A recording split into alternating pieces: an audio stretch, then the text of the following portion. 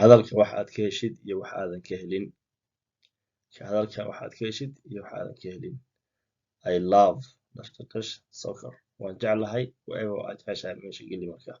waan jeclahay kubadda, waan jeclahay ciyaarta, waan jeclahay whatever it is. I'm really into waxaan xiiseeyaa kadib waxaa xiisaysid sheeg. I live for waxaa u noolahay kadib waxa aad ka heshid raaci. So and so ama like for example soccer is my thing. kubadda waa hawshayda. I'm crazy about waxaan ku waalanahay, waxaan ku falanahay kadib wixii aad jeceshahay raaci oo sheeg. I'm a huge fan of waxaan ahay taageere weyn markaas wixii aad jecleed raaci.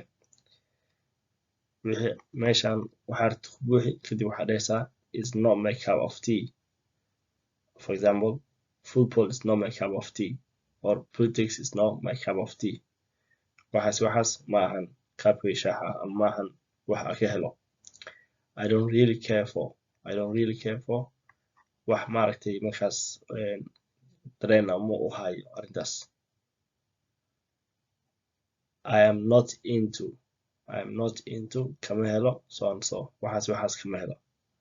I cannot stand soccer, I cannot stand football, I cannot stand politics, I cannot stand suffering, poverty, whatever it is. wixii markaas aadan ka helin meeshan geli oo aadan jeclaysanin kadib sentenceaas oo complete ku yahay waana mahadsantihiin.